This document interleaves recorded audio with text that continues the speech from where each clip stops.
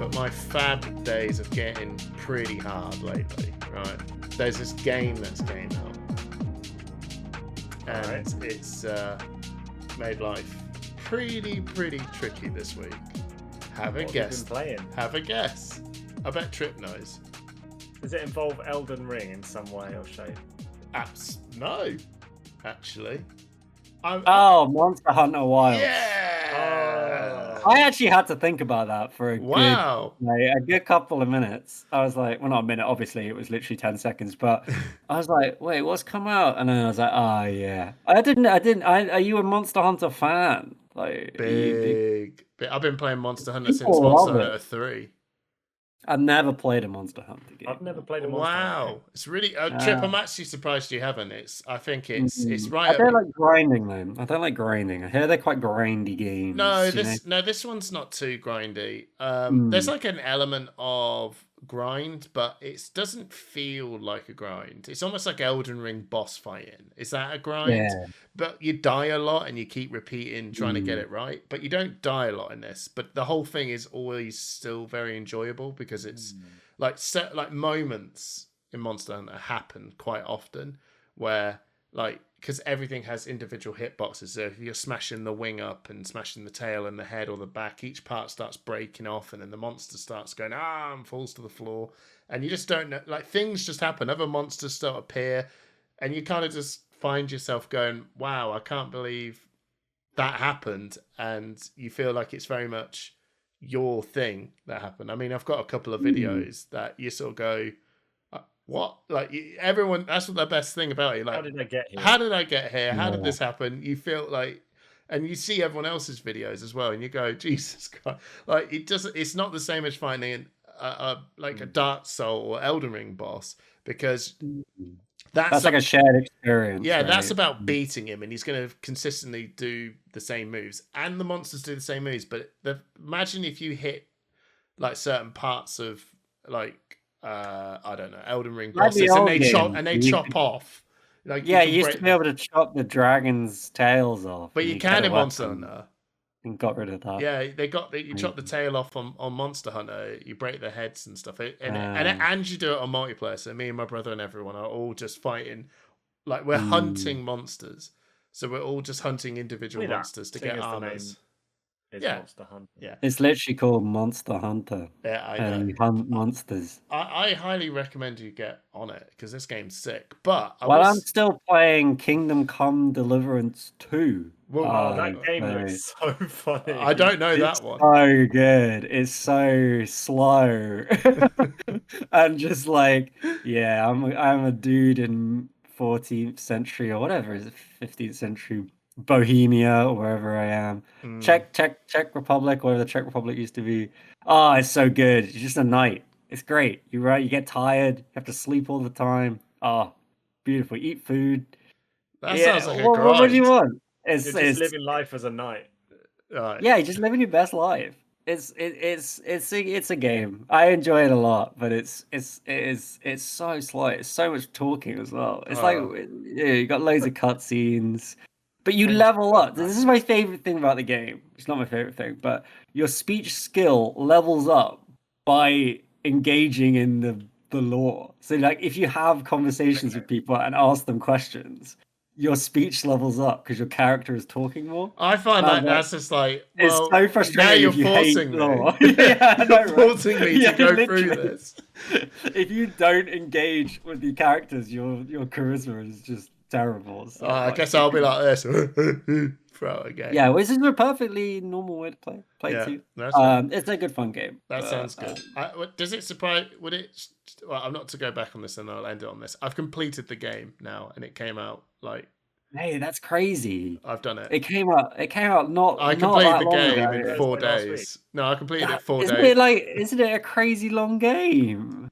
No. Is it not? I would thought it would be like a Final Fantasy level. No, games, no. Well, no. So you go through again. I'm sorry. I feel like I'm just I've made it all about my game. I got it done. But the thing is that when they've progressively made each game easier.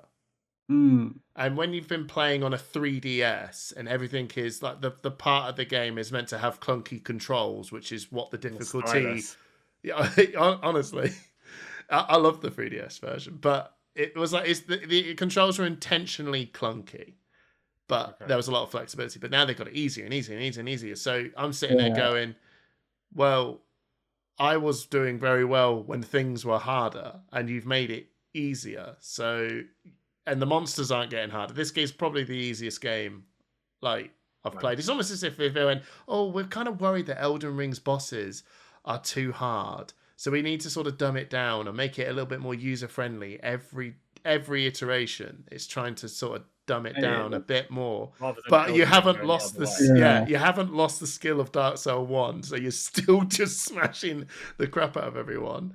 So true. You like played Dark Souls 1 at like 20 FPS or something. It's so stupid how hard that and now is. you're like insanely good at games. Yeah.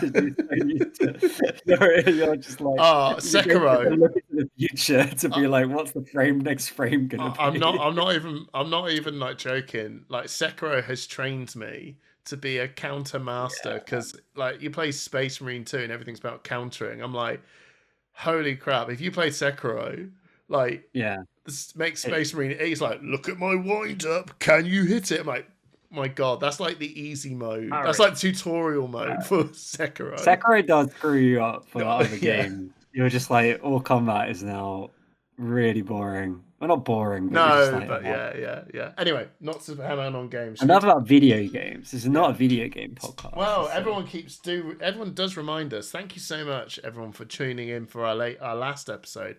That I know we're not Arsenal Pass or Runaway Gaming or whatever it's called. What's Runaway Gaming? The Runaway podcast. Oh, yeah, it's the Runaways. Yeah. Is that one? Sorry, I don't. I mean, I know you clearly engage with the Fab podcast scene. Up at TCG. Shout out to them guys. Yeah, but I love the fact that I mean, 500 views for our podcast is a pat on the back for us. So it still makes me like bewildered that people tune in. Just chat. Yeah, like, I'm more bewildered when people give us money. Thank you. So, but I still think it's some kind of conspiracy. Like I don't get it. The Patreon I don't get. I don't really appreciate it because it could be our sweet deals. Well, to be fair, that's probably not everyone. I do ask everyone that choice. I go, why did you become a Patreon? Because I love you guys, and your deals are pretty good. Yeah, and also it's a net positive to me to be a Patreon. Especially if you're in the UK. Talking about other podcasters and other creators, I'm part of the DICE Commando community, and I've been playing in their spring tournament event. So they do twice yearly, like members tournaments. If you're like channel member, you can join the tournament. And there were 16 of us that started this one. And I was going to say, are you going to do a better job advertising someone else's Patreon than ours? It's where I got the really cool Katsu altar from last year, and there's going to be a couple this year. So I thought I'd give Viscerai one last run out, and I was playing a guy called Sean Cowan in the top 4 the other day, and he's just like, I really appreciate what you guys do. I still keep listening, like every week, and I seem to play him in every version of this event, but he's really complimentary of the podcast. I'm just like, it's just so good to hear, and it's so lovely, and just to talk to people out there in the Fab community, and I mean, it's one of the best things I'm looking forward to at Pro Tour London, right? Just meeting up with people who come and say hello randomly, and they're like, I listen to you guys, and it's like, oh, I know, heartwarming. It is awesome. It is awesome. Should we get some beer, talk a bit about Patreon, and then talk about Fab? Yeah, we've actually got that's a wild idea. Yeah, it's crazy. Wild. Hamish. Yes. What are you drinking today? Wow, Simon, I've got a Langton Brewery Rainbow Bridge Golden Pale Ale. It is another Christmas beer. Christmas beer? Yeah, I think. Mate, it's March. You still got them Christmas beers. This is impressive. I mean, I only drink them. I only drink a beer when I'm on it. So, I don't really drink beer on my free time. Simon, what are you drinking? So, I did a bit of a Hamish preparing for a major event, and I went out and bought beer specifically for the podcast. Ooh. And Well, then that I doesn't looked in the sound like fridge me. and changed my mind at the last minute. No, but that does sound like me. I was like prepared and brought I beer. actually have change your mind. Tiny Rebel Club Oh, chocolate. Yeah. I think I've had that one. Maybe It's nice. It's really good. It's a Cardiff-based brewery called Tiny Rebel, and they do some amazing beers. Look at Hamish, this. that looks impressive. That looks. I'm actually sitting there going, I think this has got to be You the poured most that real impressive. nice. Yeah. Yeah. This is the most impressive beer, everyone. Episode 19. Is that the most impressive head you've had, Hamish? Well, Simon. Don't take my He's word for 35, it. everyone. 35. Everything's impressive these days. Trip. He doesn't remember. I don't remember. Yeah. Wild card trip. Wild card has got a wild drink. Well, I've got a bit of a cold, so I don't have a beer today. Oh. So I have a Lemsip. Oh. Hey! However, Spoon I have put some whiskey in it, so it is alcoholic Lemsip. Oh. Yeah. Okay, well, no, that counts. Kate just went woo in the background, by the way. Picked up on the mic. Trip is like this. No matter how ill I get, I'll never stop drinking. I mean, I put whiskey in my cereal. I'm getting better, but yeah, I think a hot toddy is the ultimate cold cure. But you know what's even better than a hot toddy? Actual drugs. Actual drugs. Yeah. This is my brain on drugs. You know what's better than this? Drugs. Actual drugs. None of this Boots Tesco drugs. It's M&S drugs. That's such a UK thing. Oh god. Is that what his name is? What have we done? The corner. We've peaked already. I'm gonna go see M&S, mate. It's Saturday night, and I like the way you move.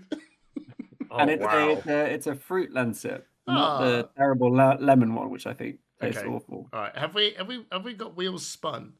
Yeah, I've actually spun a wheel. Whoa! In advance. Say thank. We got a new patron literally yesterday, I think it was. I know. Came in just in time. A new patron, you did get on the wheel. But I will reveal that the winner of this bin was Joseph Conan. Hey! There you go. Congratulations, Joseph. Well done. Or however you whatever you go by, but you have won 6 packs of the Hunted. Yes, the Hunted. Man, which is actually pretty difficult to get hold of. So, you're welcome.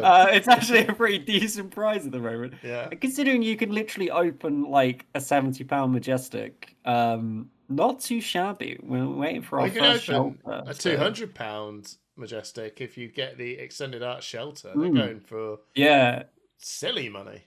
Or even the extended art Command and Conquer. Yeah. The quick dodge is still going for. There's so much in there. It's so much value. I mean, even Rosetta. The last 2 sets. I mean, we'll talk about this in a bit, but the last 2 sets are pretty money sets. Like Rosetta, Felling is still like 45 quid a. Is it? A card. Oh yeah. It's mad. Oh, yeah, I know. Hamish I wouldn't know anything about that. But there's some real last 2 sets. They've definitely had some cards that really retain their value. It's interesting, like how the Majestics in Fab are the cards that are the real chase cards compared to like other TCGs where it's kind of like the crazy Marvel or like whatever the equivalent of like the illustration rares in Pokemon or like some kind of crazy alt art in Magic, which is like 200 quid. But it's very much playable cards in Fab that tend to end up being the money card, I guess, because the game's played so. Can we much. put a pause? Shall we? What I'll do is we'll just put a little. We'll put a pause. We'll come straight back to it. What we'll do is we'll do our partners. Oh, we haven't done Patreon. We haven't done partners. A Patreon partnership. All right. So, do you want me to do it, Simon? Or do you want to do it? You're welcome to. All right, I'm going to blast. I'm going to shotgun blast this out. Let's go. Okay, we've got 3 awesome partners. We've got Thistle Tavern, a Scottish single seller from Aberdeen.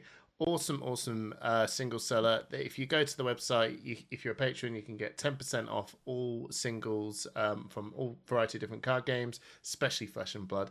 They've got a store over in Aberdeen as well, so if you're down that area, go check them out.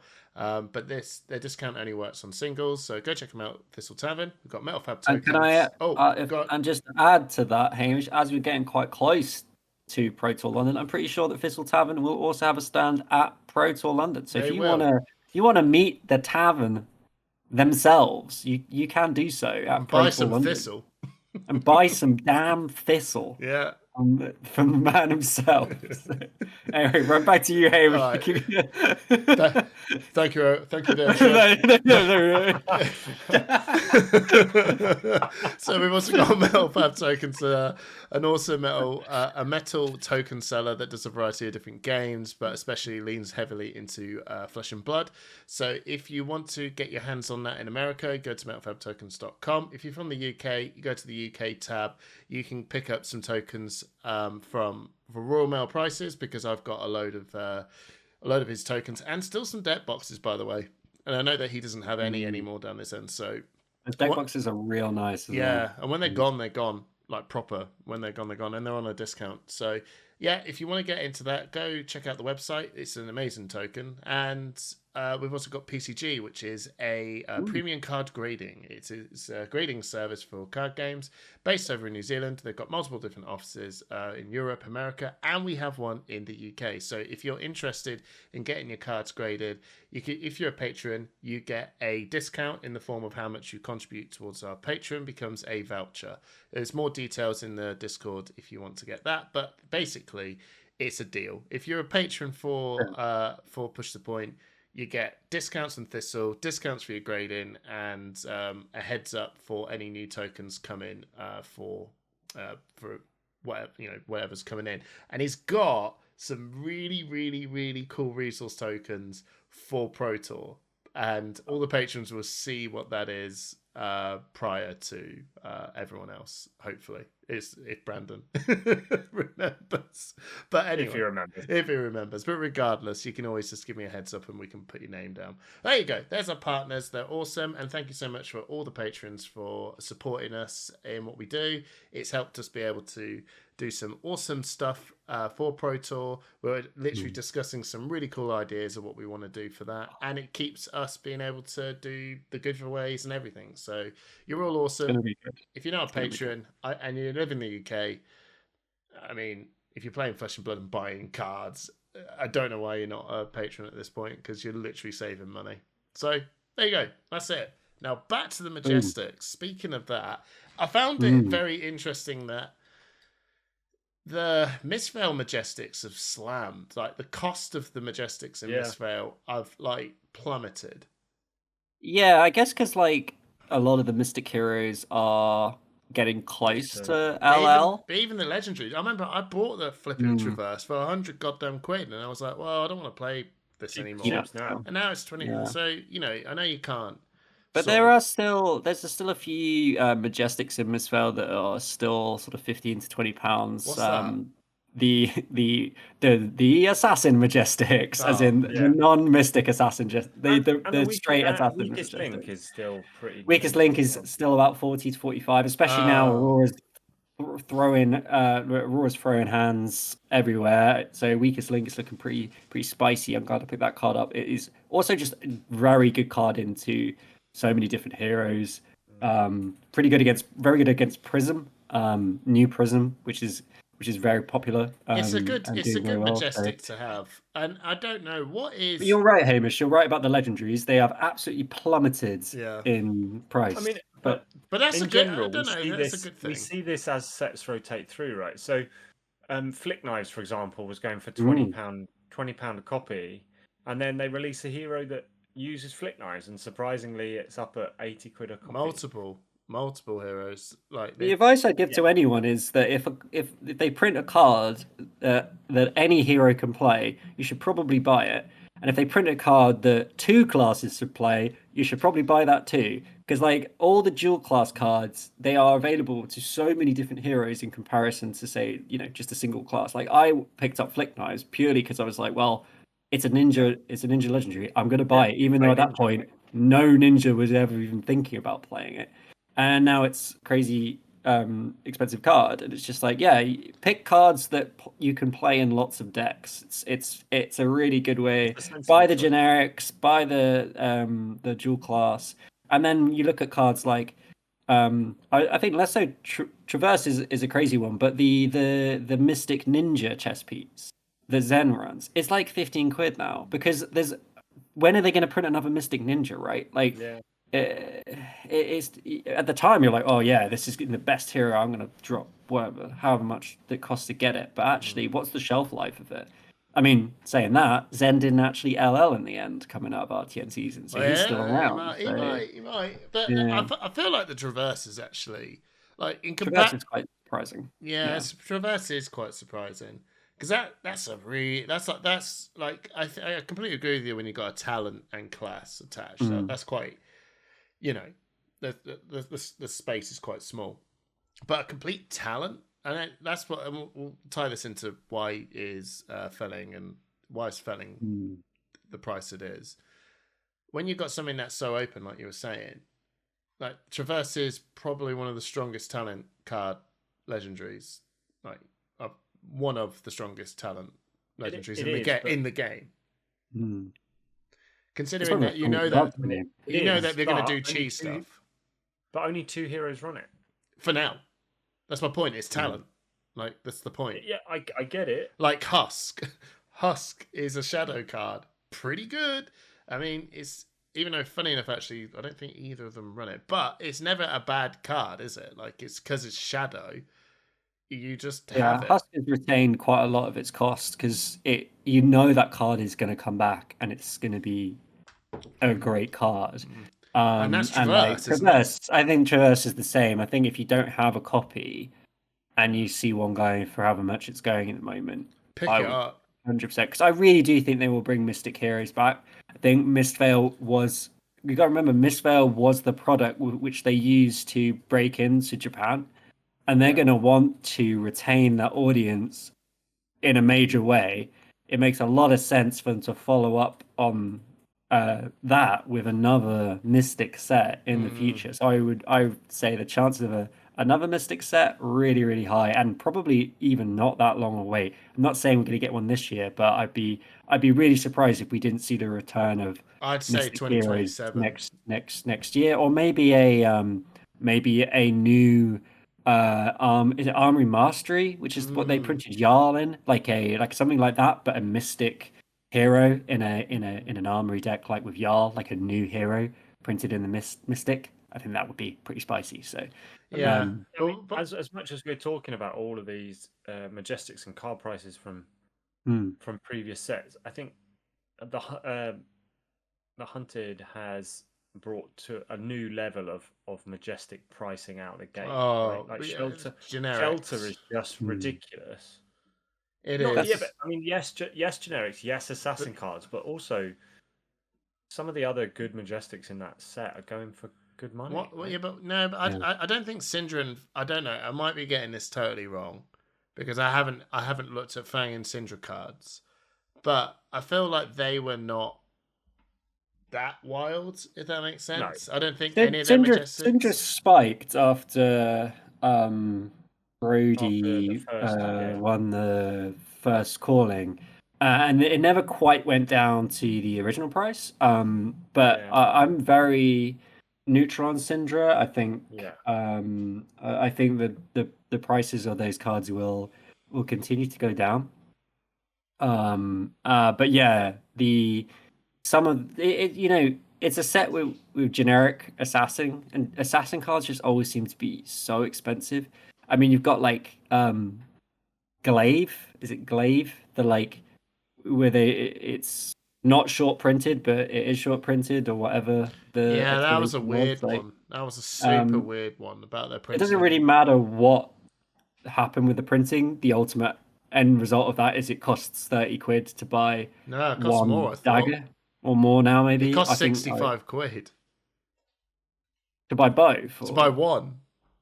Oh, jeez. Okay. Yeah, I got mine for a good deal. So, But I was just like, I really want to play Assassin in Blitz, funnily enough, because I was like, I want a Blitz deck. Skirmish season's coming up. I really want to play Arachne in Blitz. I was like, but I need Glaive, whatever it is, to do that. And it's just like, damn, that card is expensive. Yeah, it's yeah, and then, and you need to. You need to. Well, no, that's the thing. It's that weird thing of where, like James White and Brian in their interview, unless I sort of caught this on right, that they printed it, and I thought it was a little bit of a weird take, to be honest. That they made it and printed it based on. But they just thought everyone goes, look, you only need one. It's like all the other daggers, you only need one. Why do you need two? And I don't know. And I think that was a lesson learned moment for them of going, I wouldn't just assume that you should do the print run on what you think the deck should be made. I think if you're going to have something that is like that, you should try and make it kind of open as possible, really. You want your Majestics to hit around that £10 mark. Do you know what I mean, or whatever that comfortable price is. If I saw a weapon for a tenner, that's a Majestic. Okay, that's fine. Yeah, it's not quite. I've just looked it up. The non foil is €33. Oh, okay, all right. So in K, but that's still €66 for two to get the two you need, which is kind of crazy. Yeah. But like the other thing I've noticed is the Aurora Majestics have exploded in the last. Have they?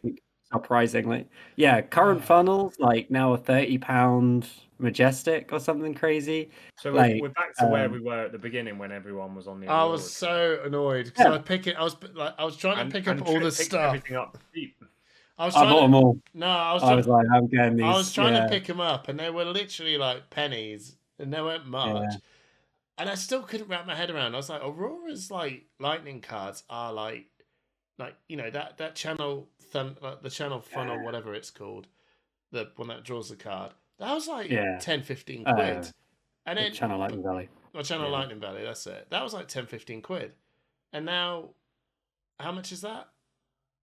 That was over €20 the last time I looked at it. Right, okay. The thing is, like, this is the thing about the UK market as well, is the cards get bought up real fast. Like, I'm just looking at current funnel. There's two available cards on Card Market for what's this? And it's €30. And then it's €30 for a Channel Lightning Valley as well. So you're talking like play sets. That's going to save you about £240 for a playset of CLV and a playset of Funnel. I'll tell you what wound me up is that I bought 3 copies of flipping Arc Lightning, thinking I need that. Well, guess what's in the flipping Armory deck? Gee, that's the only one that's not gone up, mate, because it's in the bloody Armory deck. I mean, not printing CLV in the Armory deck it's fair, because... Oh no! I just said that. Going, why did I buy this? There's no way they're not putting Arc Lightning. I know. In the apparently, there's only two. There's only 2 in the. No. That's not true. Like no lie. That's going to be a lie because I remember doing an interview with Brian, and he said there is. If they did, he'd kind of go back. He would massively go back on. That's just the comment. If you buy a CC deck, he said. There's no way we're going to make you buy. If you buy it, it's done. Like the cards, there's 3 copies of it. If we're going to put 3 copies in, there's 3 copies. See, that's it. Like anything that could have 3 copies, it will. If it doesn't, that is pretty. I think it's actually only got 2 copies. It's not. Based on my quick Reddit Google says only 2 Arc Lightning, bit odd. That's what the first comment says. So could be wrong. It is Reddit. So I mean, you got to put 3 in, right? You got to. It's the specialization as well. Oh, Hamish, you can sell your copy. Yeah. I've got one for sale if anyone wants it. I think Aurora. Like Hamish did his what's hot, what's not, and was like talking about Aurora, and I was just like, man, I just need to get the missing cards I have for this deck because I really think this deck is going to be is going to be popular, and it proved to be sensible. So I bought that entire Aurora deck, and then I didn't even play it. So taking this the next logical step then. What are you two playing at London? I'm playing Cybermen, right? So you're not playing doing the calling? No, I got Elo to preserve. I'm not wasting my Elo at a call. Bro, what the hell? What's the point even? Oh, you live there. I fancy a bit of the call. I fancy a bit of the calling. Yes. No, come on, man. I'm farming tea, man. I'm dunking my biscuits. Yeah, you can farm the teas on the Friday. Dunking. Well, we're all three you of can us. only get one per day. No, you don't. No. No, I don't. All I want to say is there's a reason why I've qualified for nationals every year, and that's because I don't. You top 4 the event, you idiot. Stop listening if my parents are listening, but I don't piss my Elo up at the wall at a calling when I'm not ready for one. And I've said it to UK players all the time. Something about UK players, they just love to throw their Elo away. They rock up at calling, hungover, barely played a game of Fab in the last 6 months, and then they throw away 50 Elo.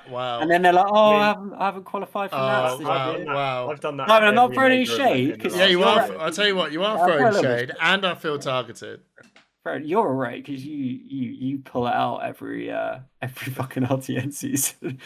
I can swear now. My boy's gone, so I am pissing in the wind. You got Bolton. You've always got Bolton. Go back to Bolton. I don't know what it is about you. People just lose. I think you get in their brains. Wow. I think they listen to Push the Point and they're like, "Oh, Hamish, I got this." And then you just wipe the floor with them every single time. It's incredible. It's beautiful. It's beautiful to see. It is. Well, Simon, how's Trip sitting there saying, "Who does this, Simon? Who does this? I do this. Simon does that. You're not the only one. I realised I love it. I absolutely love it. Also, you got. I'm a generous man. You got to play the game. You have some ELO. You have some ELO. I mean, go ahead. Apart from Nats last year, which I tanked massively. Yeah. Because I never drafted the set before we. And then Trip gets given a free the wildest deck ever. Just a free Soul Zen. I rarely come out of an event less than 50-50, right? Less than 500. Yeah.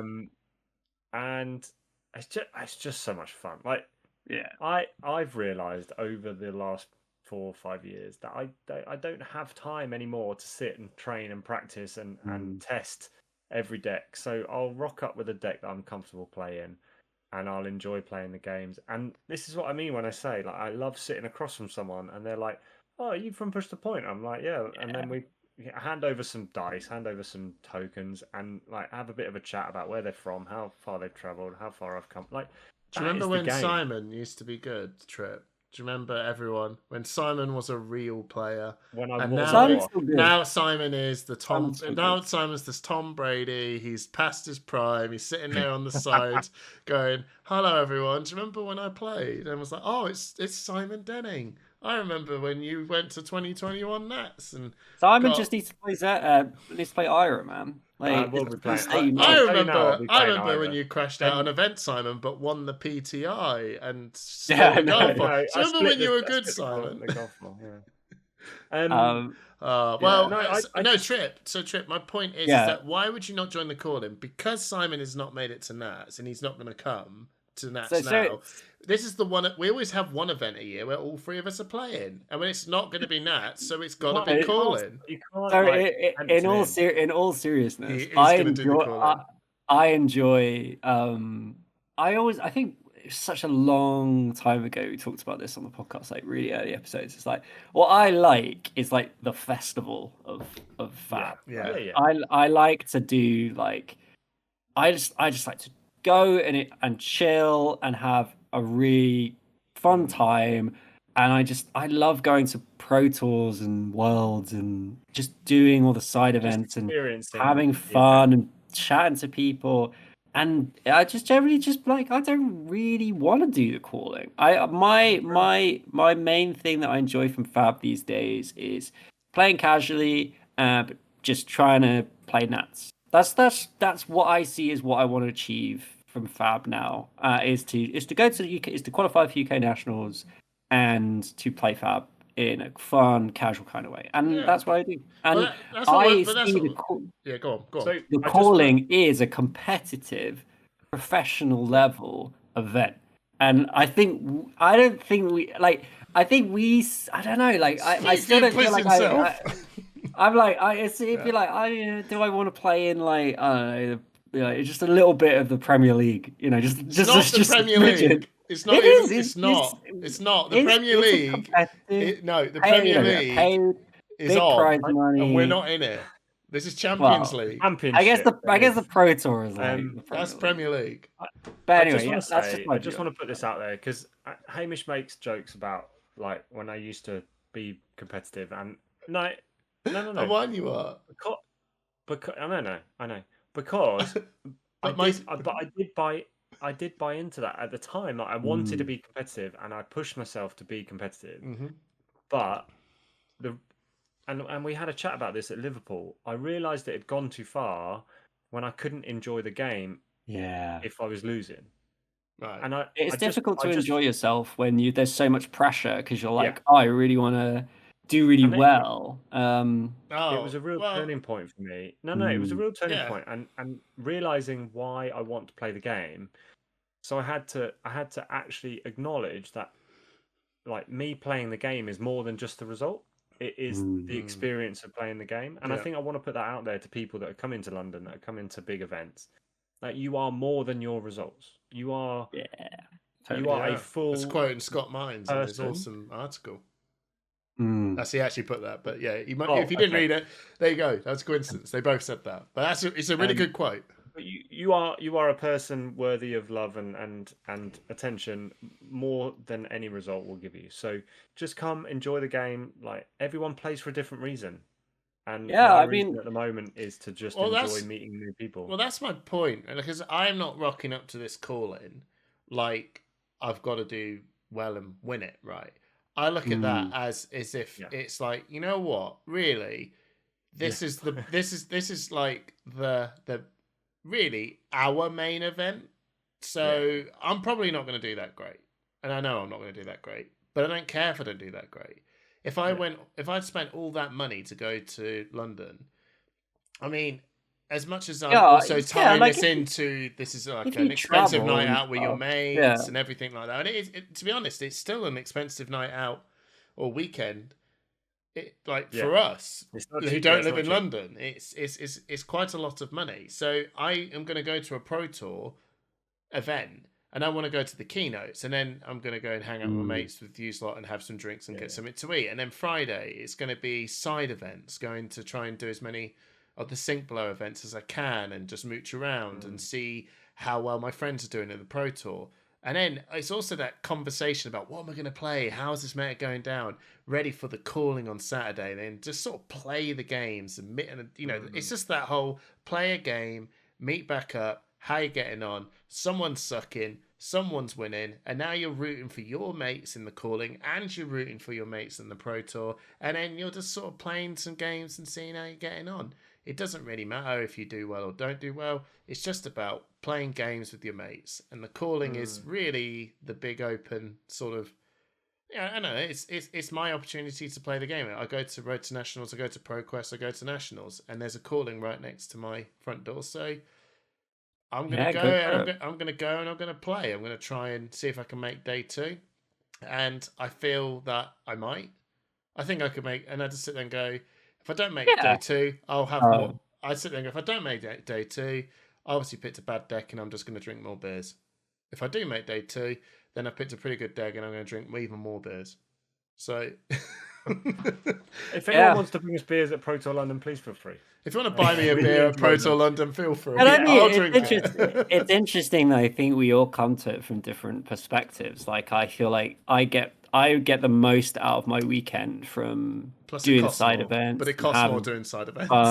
That's my main thing. It kind of costs. It's kind of No, the same no, with it the depends how. No, but how many side events are you going to do? Like they cost. Some of Trip's them going to cost play like. 9 side events. That's going to cost way more But than the but it depends calling. what you do with your value of the prize tickets as well, and what you do with the prize tickets. Oh yeah, fair enough. I don't I really think there's value a that few. There's high. still some cold foil tokens I want to get hold of. I still don't. I really want a cold foil Zen state. I don't have one of those. Oh, You I don't need get one. access to the prize all too often. Like we've been lucky to have it at Nats. I don't think every nationals gets prize wall, but Oh. maybe they do, maybe they don't. But I mean, maybe it's just the big ones. We get one of the big ones, but yeah, like I'm just looking forward to having a good time seeing everybody, doing some fun events. Yeah, maybe I'll change my mind. I generally take the opinion that I like to play in those events when I feel like I can do well. I Because think you would when though. I think you're. I think we're. Mm. I think we're in your stride at the minute. No, yeah, but maybe. Hamish, I think I get Tripp's point. Like, if he's not confident about it, if he's feeling like he's not in the right space for it, then he's not in the right space for it. Yeah, I tend to just do. I mean, I always have to Oh, roll I the don't dice care. with Do what you want to do. I always have to roll the dice with my like head as well. Like if I have a migraine and I drop Yeah. like 80 quid on the calling, I'm just like, well, that was a complete waste of money. At least with I a don't. side event, I get to take a cup of tea home with me. I never. So I never buy my event until on the day.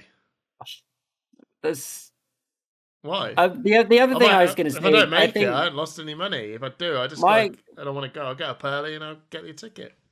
I think it'll be interesting how I feel coming out of nationals, because obviously I feel like at the moment I feel pretty good because Well, it's got before the top nationals. four.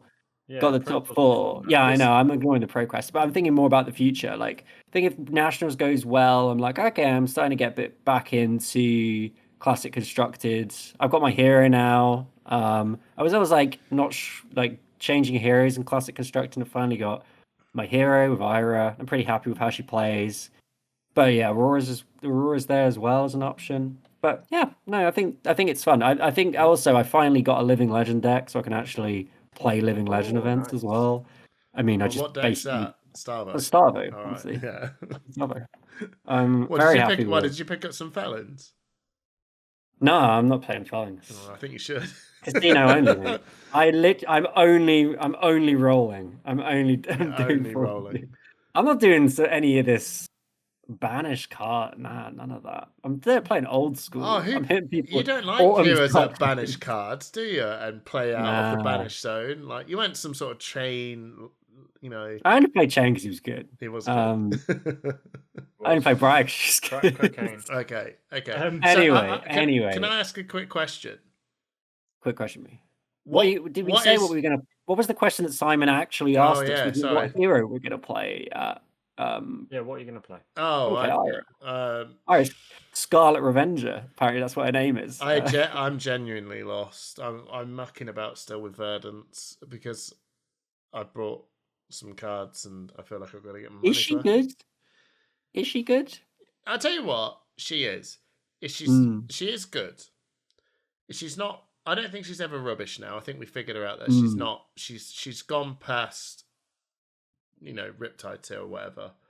I just don't know. She's not Aurora or new or anything like that. She's not that good, but good enough to probably actually sneak in some wins. But I also think now a lot like she'll get sort of what like you could definitely lean into Bia. But anyway, I don't know. In short, I don't know. I should probably just muck about learning to play Aurora, but I know I won't. And I don't think she's too hard to learn. She's not too hard to learn. I just hate the fact that if I'm going to play a deck, I want to when Viscera. Okay, here's my Viscera best deck in mode RTN. Yeah. Yeah. And I hate playing heroes that are the best deck, right? But the difference is that I could play Viscera and everyone's trying to beat me, but I've played him for so long that even if my deck was probably a little bit worse than everyone else's, my absolute dedication and skill playing this guy was the biggest thing that pushed me past everything. So every card I drew, I just instinctively knew exactly what I needed to do to push it every single time, because you play it for 4 years, you just know. Now, Aurora's the best deck. I'm not that good with her, and everyone's trying to beat her. So I'm not even going to get past the average Joe targeting her. So what am I doing? Why am I I playing don't think this? she's your deck either. Like, I don't think it's your style. Although she's not really a room blade, to be honest. When like, I played Briar in that in the Blitz event, I was actually going, oh man, these are oh my, Zero for Rabble. Rabble's pretty good. Channel Mount Heroic Rabble. Oh my goodness me. Yeah. Coax of Commotion. Oh my god. So there's a lot of that I'm seeing. I'm going, I can get into this, but really, I am quite tempted in the world of Vincent and I was gonna say, I feel like it's such a natural fit for you. I think you'd love Vincent. There's like weird stuff you can do. I know. I have been playing it and looking around. So that's what I'm gonna. That's what I'm gonna do. Simon, what are you thinking for? I'll be on Ira because I've got nicely built. I thought so. What was your bet? Like, and comment below, everyone, who you thinking of playing in the calling, and also, what is your favorite like? And I'll put Nats in this. But what is your favorite like? Oh no, I guess I can put Nats in this tier 3 event. A plus nationals. No. Easily. So no. Out of all the events we've all been to, what was your favorite one?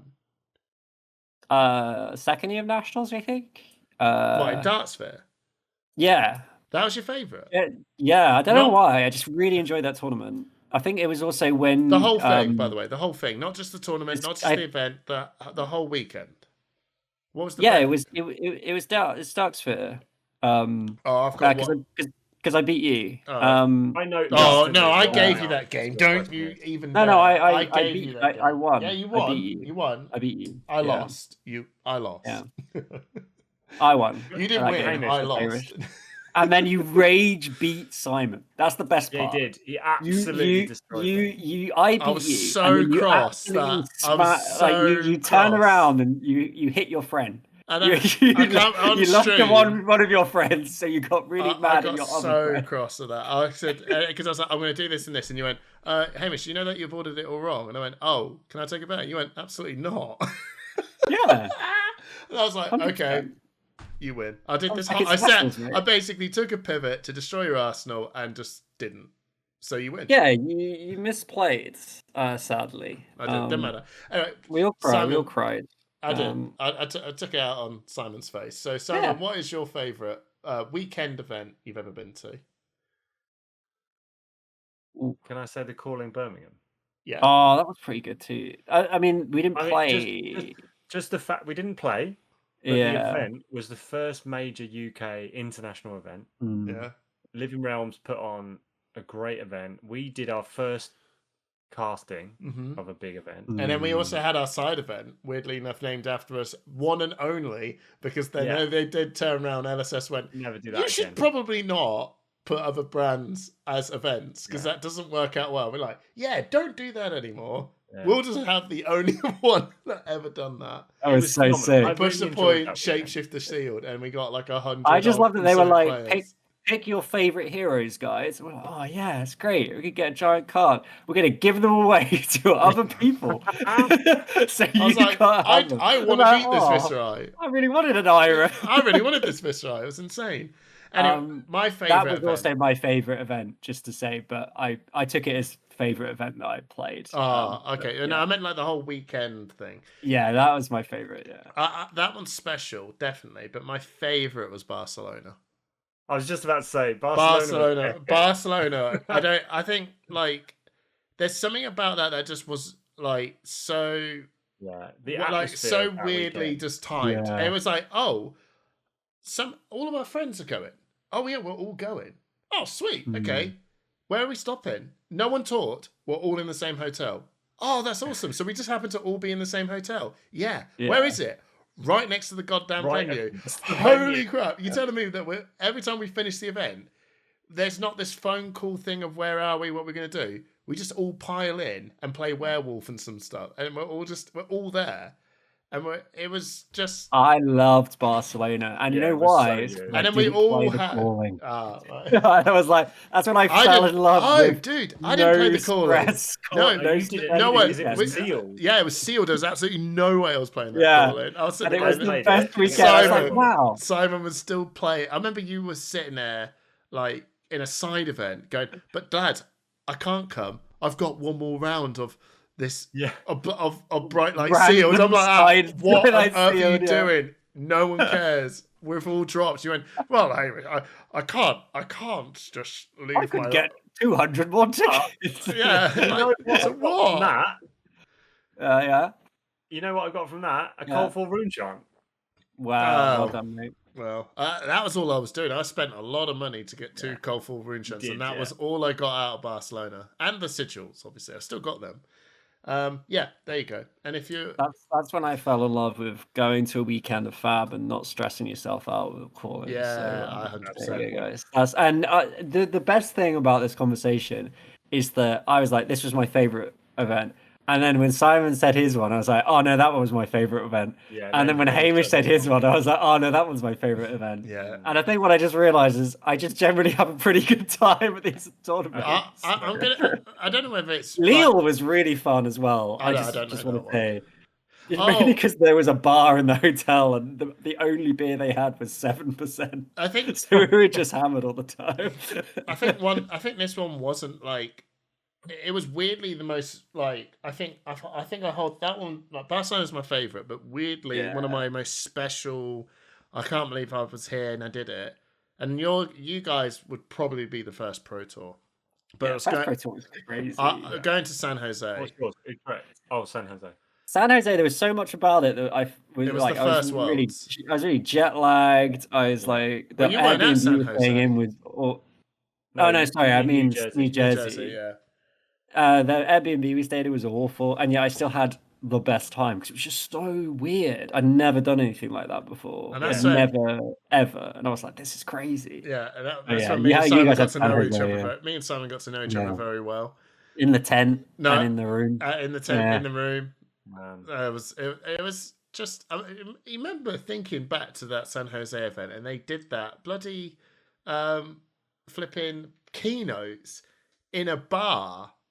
Yeah, and that you couldn't get into. No, and then it was so it was so like if you think about it, it was actually terrible, but it was awesome. But it was somehow just a bit more special. I don't know because you just know that there was Hamish. They kind of made things something about walking down that queue. Right, you're walking down this queue and you recognise like every other person. That was what I loved. That was the first time you saw your peers and and people got to see us. We were like zoo animals in America. We were like, you guys are from the UK. We're never going to see you. We'll come and say hello. And I'm like, I've just saw Matt Rogers for the very first time. I've just seen Hayden Dale and Brendan Patrick and Mansan and all these other people. And I'm going to feel bad because I can't list them off. But you know what I mean? There was just loads of just, oh my God, you're the people I've just seen on the internet through COVID this entire time. Hi everyone. Lots of money been spent in the random places. And why is this bar so fancy? They spent a lot of money on this bar. Wasn't worth it in any capacity whatsoever. And they just brought everyone pizza. No need. Shouldn't have done any of that. But it was cool. And then we're going to be, where's the event? A tent. Okay. This is... What's going on? Like it's cool. It was cool. I think all of them they're all great in there, and they've learned a lot. I will say, Barcelona it felt really good. Like I feel like by the time we got to Barcelona, things were like. I've got one critique. I've got one critique about Pro Tours and Worlds. Yeah, they really need to establish that it's not just a big calling like that. I really find that Pro Tours and Worlds. I've went to San Jose. I've been to Barcelona. It is. It's just a big calling. It's not when you go there. There's nothing apart from a keynote. They still haven't quite captured the Festival of Fab that I want. Yeah, which is there's very sort of like they. The trouble is a lot of the stuff they put on is at the same time as the tournaments. It's like, well, why am I going to go to a talk from so and so when I could be playing a side event, right? Like, there's something there, but like I love the fact that you go to these things and it's just hyper focused on playing the game. Yeah, that it makes is. Sense to me. But when you go to, I think there's just got to be some, and it's hard, and I'm not even going to knock it because I still love it. But I think there's got to be some differentiation between what a big calling event is and what a pro tour is, and I think that comes down to like when you walk in, is there like area? I don't know. Imagine they just built like a corner that felt like the monastery, and like you could go. Do you know what I mean? Yeah. I know we're talking that's give like it that multi-millions. like video. Insane. Give it that like video game Yeah, expo. you go to Bandai. Set design. I know they're to be billions. fair, they really haven't properly gone in on like set design for the space. They just take the space and fill it with stuff. Like there's they have a few stands around. Like they could go really heavy on making it more of a spectacle. But I think their focus has been very much like the game speaks for itself. But maybe if the game continues to grow in popularity, we will get to that point where they go all in on like crazy set dressing and like cool stuff and like videos all around and things like that. And, who knows? Maybe I guess that would make more sense for an audience that's trying to get into the game to like capture people's like, wow, this game looks super cool. We're already there because we play the game, so it's kind of like, do we need to sell Fab? I don't know, but even if you just, there's just some things. I don't know, just something, and it's time. But at the minute, they are like Barcelona and Amsterdam. Lovely, awesome, big calling. What they need to do more of is more of the like exclusive side event stuff. Like I think the alpha draft is really, really cool. But like imagine if they did like they just printed like I don't know, just a random set, but like all the cards in the pack are cold foil or something crazy. Like they do like a hunted draft and every card is a cold foil or some dumb thing like that. It's just like these sort of spectacle like. And then they put that up on a big stage and they've got like it all recorded. So people, the thing about the alpha draft is like everyone's gathered around waiting for some guy to hold up a card and be like, I got the cold foil. But imagine if they did something crazy, like this crazy set, and then they're like recording it and everyone can watch it up on screens. And like people are like opening, like, or it's like the new set. Like they bring whatever the new set's, the pirate set. And there's like, if you'll get a chance to do the first ever draft of this pirate set and like whatever happened, or like it's like a closed room thing. Like they don't even let you take photos of the cards and then you like hear about it later. Yeah. Like crazy stuff. Like just do something like weird and it's like, wow, what a spectacle. Because at the moment it's like, man, the side events are great.